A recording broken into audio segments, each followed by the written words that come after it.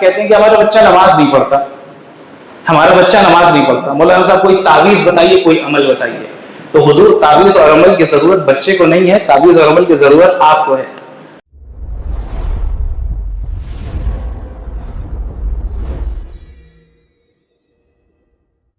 پاک دامنی، پاکیزگی، یہ انسان کو خسارے سے بچاتی ہے اور فائدے تک پہنچاتی ہے. دوسری چیز ادب. انسان کا ادب اور اس کی تہذیب انسان کو فائدہ پہنچاتی ہے. اب یہ ادب ہے کیا؟ اب آئیے اس پہ تھوڑی سی بات کروں گا کیونکہ یہ منظور نظر ہے میرا آج کے خطبے کے لیے. جب ہم حدیث کے سائے میں دیکھتے ہیں تو ہمیں پتہ چلتا ہے کہ مؤدب ہونا کسے کہتے ہیں. ہم کہتے ہیں نا کہ بچوں کو ادب سکھائیے، بچہ مؤدب ہونا چاہیے، با تہذیب ہونا چاہیے. کیسے ادب سکھائیں اور طریقہ کیا ہے؟ تو آئیے ہم پیغمبر اکرم کی اس حدیث سے بات کا آغاز کریں جس میں رسالت مآب احمد مجتبیٰ محمد مصطفیٰ صلی اللہ علیہ وسلم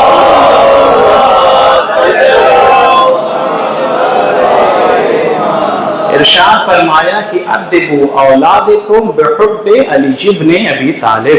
اپنے بچوں کو ادب سکھاؤ، مؤدب بناؤ حب علی ابن ابی طالب کے ذریعے سے.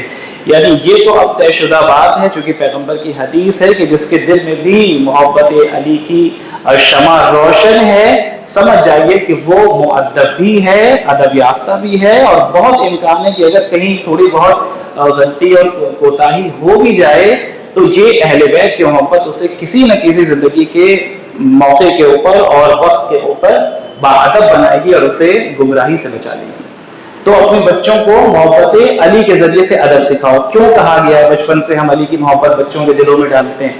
اسی وجہ سے ڈالتے ہیں. ہم جانتے ہیں کہ جس کے دل میں علی کی محبت ہے وہ دنیا کی کسی بھی لمحے میں ممکن ہے کہ تھوڑی دیر کے لیے گمراہ ہو جائے، ممکن ہے کہ راہ راست سے ہٹ جائے، لیکن عاقبت بخیر ہو کے رہے گا کیونکہ یہ محبت علی سے فائدہ پہنچانے والی ہے. آپ تاریخ کے دامن میں اٹھا کے دیکھ لیجئے کہ بہت سے ایسے افراد ہیں جن کے دل میں مولا کی محبت صرف جگی، ابھی دین اسلام سے کوئی واسطہ نہیں تھا، کوئی بہت زیادہ دین اسلام کے بارے میں معلومات نہیں تھی، صرف مولا کی محبت آ گئی، عاقبت بخیر ہو گئے، آخر میں جا کے ایمان آ گیا، اور پھر جب دنیا سے اٹھے تو ایمان کی دولت کے ساتھ ہو گئے. تو یہ محبت علی تو فائدہ پہنچانے والی ہے یہ دنیا میں بھی اور آخرت میں بھی. لیکن اب ادب ہے کیا؟ اب آئیے ادب کے اوپر بھی تھوڑی سی بات کر لی جائے. بچوں کو ادب سکھائیے. یہ ہم سب سے پہلے اپنے گھر میں کوشش کرتے ہیں کہ بچوں کو مؤدب بنائیں. کیسے مؤدب بنائیں؟ کیا ادب کا تعلق صرف اس بچے سے ہے جس کی پرورش کی جا رہی ہے؟ نہیں، ہم سے بھی ہے، ہم سے بھی ہے. وہ جو ماں باپ پریشان ہیں کہ ہمارا بچہ با ادب نہیں ہے، مہذب نہیں ہے، کیا ہم نے غور کیا کہ ہم خود مؤدب ہیں؟ ہم خود مہذب ہیں. جس گھر کے اندر صبح سے شام تک بچہ کان میں فحش الفاظ اور برے برے کلمات سننے کا عادی ہو، آپ اس بچے سے توقع رکھتے ہیں کہ وہ جب بڑا ہوگا تو وہ مؤدب بنے گا؟ نہیں، وہی زبان بولے گا، وہی زبان بولے گا جو اس نے بچپن سے سنا ہے، جو اپنے گھر میں سنا ہے. کہتے ہیں جو بچے کا ذہن ہوتا ہے وہ بالکل، ایک ڈاکٹر ہیں پاکستان کی، بڑی اچھی مثال دیتے ہیں وہ، انہوں نے مثال دی، انہوں نے کہا کہ بچے کے ذہن کی مثال CCTV کیمرے کی مانند ہے. CCTV کیمرے کا کیا کام ہوتا ہے؟ وہ کیپچر کرتا رہتا ہے آپ کی ہر ایکٹیویٹی کو، آپ کیا کر رہے ہیں، کیسے کر رہے ہیں، کیا بول رہے ہیں، کیا سن رہے ہیں، سب ریکارڈ ہو رہا ہے. وہاں کوئی فرار کا راستہ ہی نہیں ہے کہ آپ سوچیں کہ نہیں صاحب اس میں کچھ تبدیلی کر دی جائے. کوئی تبدیلی نہیں ہو سکتی. جو چیز اس میں ریکارڈ ہو گئی ایز اٹ از، وہ ویسے کے ویسے ہی موجود ہے.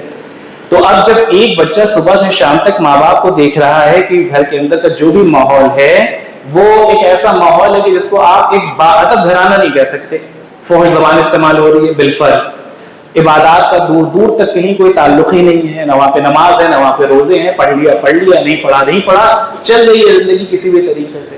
پھر وہ ماں باپ آتے ہیں اور آ کے کہتے ہیں کہ ہمارا بچہ نماز نہیں پڑھتا، کوئی تعویذ بتائیے، کوئی عمل بتائیے. تو حضور تعویذ اور عمل کی ضرورت بچے کو نہیں ہے، تعویذ اور عمل کی ضرورت آپ کو ہے، آپ کو ہے. اور اس تعویذ کا نام ہے ادب. پہلے خود تو سیکھ لیں، پہلے ہم خود تو سیکھ لیں، اپنی زندگی میں اسے اپلائی تو کر لیں، پھر نہ بچوں کو سکھا پائیں گے. جب ہم خود مؤدب نہیں ہیں، ہم کیسے توقع رکھ سکتے ہیں کہ بچہ مؤدب ہوگا؟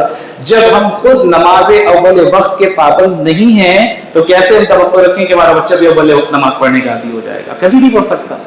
جب ہم اپنے گھر کے اندر دعاؤں کے عادی نہیں ہیں، وہ جو دعائیں ہمارے یہاں باقاعدہ معصور ہیں جن کے لیے وقت بتایا گیا ہے.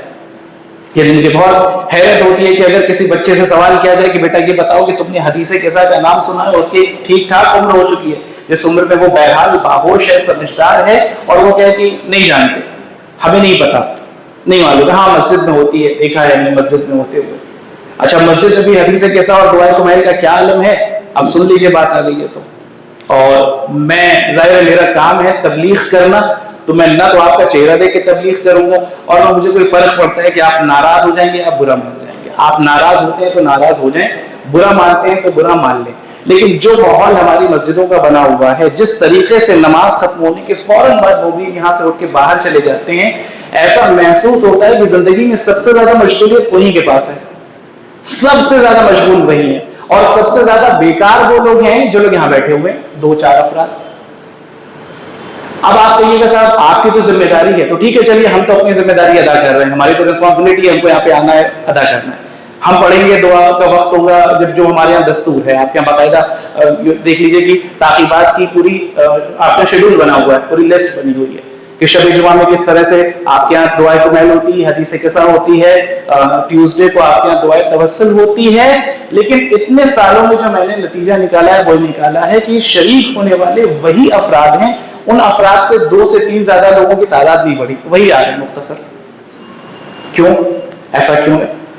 چلیے میں نے آپ کو پھر بھی بہت حسن ظن سے کام لے لیا، میں نے بہت موقع دے دیا کہ بھائی ممکن ہے آپ کے پاس وقت نہ ہو، ممکن ہے وقت نہ ہو، لیکن 1 مہینے کے اندر 4 شب جمعہ آتی ہیں.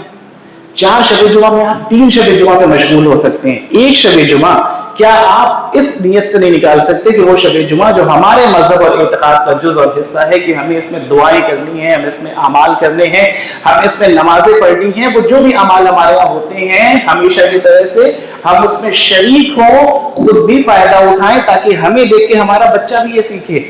میں دعوے کے ساتھ یہ بات کہہ رہا ہوں کہ وہ افراد جو ان دعاؤں میں شریک نہیں ہوتے ہیں، میں پھر اس نظر رکھ رہا ہوں، گھر جا کے آپ کب پڑھتے ہیں کیسے پڑھتے ہیں میں نہیں جانتا. جب مسجد میں ہو رہی ہے اور مسجد میں ایک دستور ہے، اگر آپ اس میں شریک نہیں ہو رہے ہیں تو پھر آپ بچے کی شکایت لے کے مت آئیے گا کسی عالم دین کے پاس، مت کہیے گا ہمارا بچہ حدیث قصہ کا مفہوم نہیں جانتا ہمارا بچہ کہ دعائے کمیل کیا ہے. آپ خود دعائے کمیل اور حدیث قصہ کے پابند نہیں، بچہ کہاں سے پابند ہوگا؟ آپ خود تعقیبات کے عادی نہیں تو بچہ کہاں سے تعقیبات کا عادی ہوگا؟ آپ تو اتنا مصروف ہیں کہ یہاں عالم یہ ہوتا ہے کہ نماز مکمل ہوتی ہے، درود مکمل نہیں ہو پاتا، مومنین اٹھ کے چلے جاتے ہیں. اتنی مشغولیت تو شاید میں نے دنیا کے کسی خطے میں نہیں دیکھی جتنی آپ کے ہیں.